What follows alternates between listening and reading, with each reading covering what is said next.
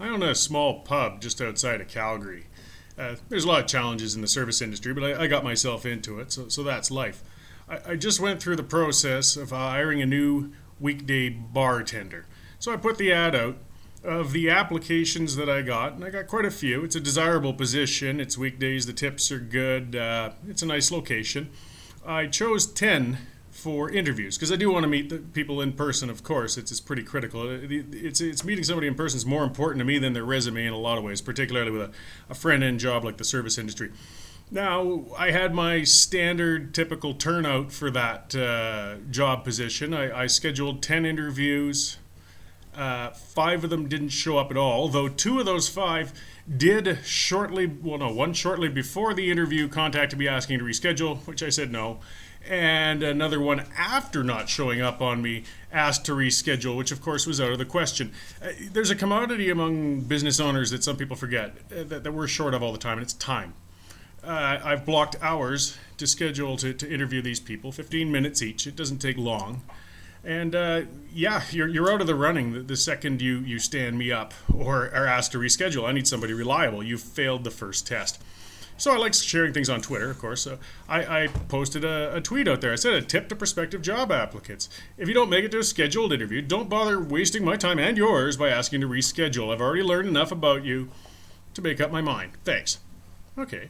So a fellow got quite upset, his eagle or eggle or whatever, and throws out a hypothetical at me. He said, my father just died? And saying, well, it's unfortunate. And then he went back at, if I was a job seeker, I'd not want to work for such a heartless bastard like you. Well, okay.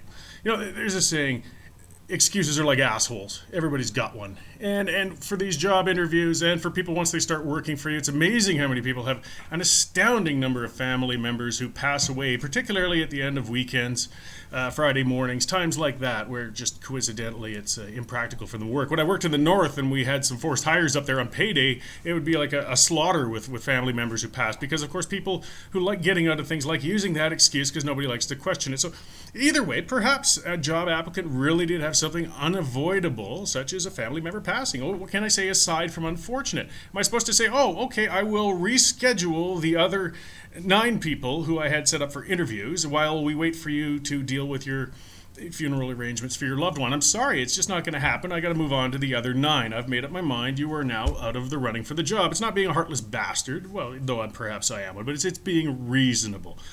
Now, Eagle, on the other hand, Eggle, whatever the hell he is, I mean, if I look at his profile, his father probably passed away in Passchendaele, if anywhere, so the mourning period should be gone by now.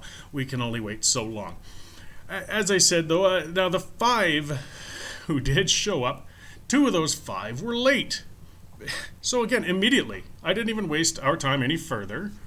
I said, there's no sense doing a further interview. If you can't make it on time for the simple first meeting, I can't count on you to be on time for when I schedule for shifts, for jobs. This is an opening bar position. I don't need phone calls. And I've had this sort of thing from customers saying, I'm standing outside, I want to get lunch, but the bar's not open. So I threw that tip out there too. So tip number 2 on job applications, if you show up late for your interview, your chances of being hired decrease to 0. It's sad that these things need to be said, and it is. But really, I mean, there's so many people complaining it's so hard to get a job, I'm having such a rough time. Well, a lot of you guys really don't know the very bare basics. To start with, show up. Show up on time. Show up a little early. You need to. Don't stand up the employer. I might as well throw a few others out there too. Don't come in dressed like a pig. I'm looking for a bartender. I mean, you don't have to come in a tuxedo. It's not a black tie affair. But you need to look decent. I mean, I'm just going to disregard you right off the bat. I'll sit down and go through the motions, but I'm not going to hire you. Don't swear at me during the interview.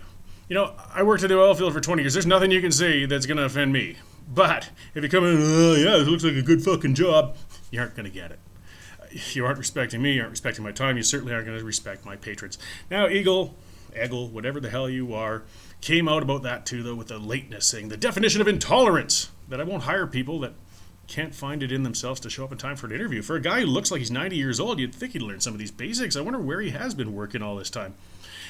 Either way, may I suggest to people who really are looking for jobs, your resume isn't even as important as that first impression when you come in. It's really important. I did, by the way, hire a fantastic bartender. I'm really looking forward to seeing her starting with us on Monday, but I had to filter through a bunch of non-worthwhile people to get there. And I'm tired of people pissing and moaning can't get jobs. I suspect a lot of them don't know how to respectfully apply for them, and I can't feel sorry for them.